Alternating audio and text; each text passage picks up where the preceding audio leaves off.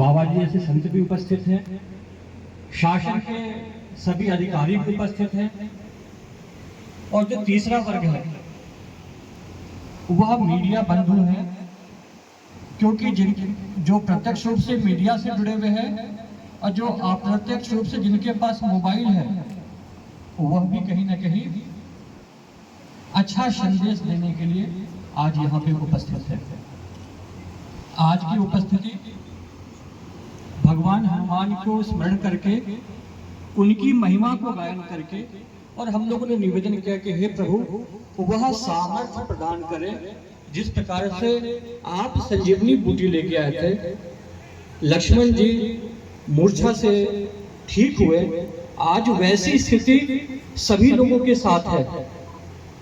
उनकी जो आंतरिक प्रकृति है वह वृत्ति कहीं न कहीं बिगड़ी हुई है, उस वृत्ति बिगड़ने के कारण आज प्रकृति का यह हाल है।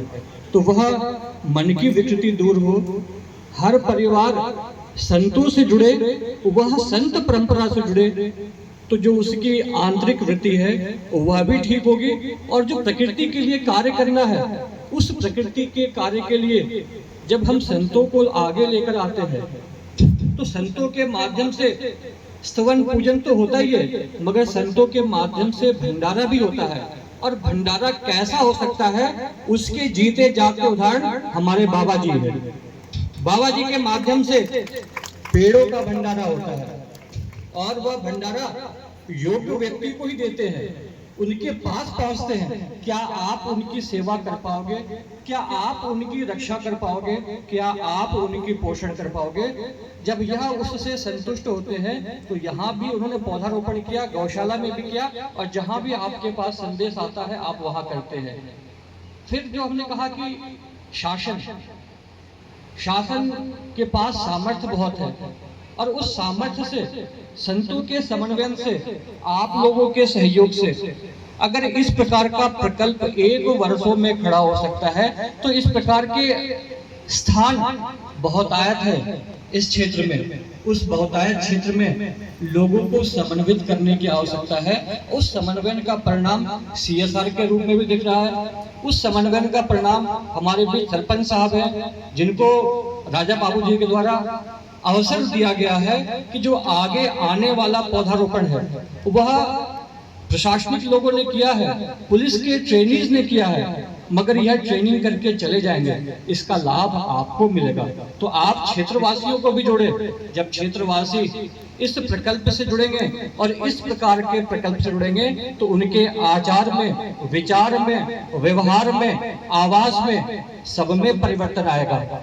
जब कल राजा बाबू जी का कॉल आया कि महाजी इस प्रकल्प की शुरुआत कहीं ना कहीं गौ माता की प्रेरणा, संत प्रेरणा है, और आज भी इस कार्यक्रम की शुरुआत गौशाला से गौ माता का पूजन करके हम इस प्रकल्प की शुरुआत करेंगे। जब आप आए तो विवेक दीक्षित जी यहाँ उपस्थित हैं, उन्होंने मिलेट्स के पोहे खिलाए, क्योंकि अगर कोई जबरदस्ती गेहूं की फार्मिंग कर रहा है, अधिक चावल की फार्मिंग कर रहा है, तो वह भी कहीं ना कहीं अत्याधिक संसाधनों का शोषण कर रहा है। तो जितनी आवश्यकता है उतने ही हम संसाधन का प्रयोग करें।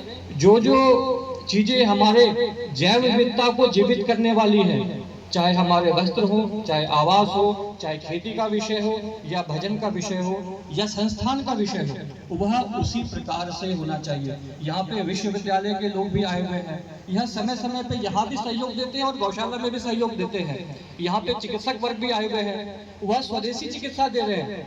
वह स्वदेशी चिकित्सा इसलिए क्योंकि जो बायोडाइवर्सिटी है, उस बायोडाइवर्सिटी का पात्र मात्र प्लांटेशन नहीं है। जब आप आयुर्वेद की ओर भी जाते हैं तो वह भी पर्यावरण संरक्षण का ही माध्यम है। जिस प्रकार से यहाँ पे मीडिया के वर्ग आए हुए हैं, जब इस प्रकार के कार्यक्रम को कवर करने के लिए यहाँ पे कोई AC की व्यवस्था नहीं है, और वर्तमान समय में जो कार्यक्रम हो रहे हैं वह इवेंट्स हो रहे हैं, और इवेंट्स में जितना खर्च हो जाता है उस खर्च का अगर हाफ पार्ट भी उस प्रोजेक्ट में लग जाए तो बड़ा काम हो पाएगा। तो इवेंट्स आवश्यक है, मगर इवेंट्स के कार्यक्रम को खर्च को थोड़ा कम करके जिस प्रकल्प के लिए कार्यक्रम कर रहे हैं उस प्रकल्प के जुड़े हुए लोगों को जब हम सम्मानित करते हैं, आज हम लोगों को सम्मानित करने वाले भी हैं कि जो इस प्रकल्प में उन्होंने सहयोग दिया।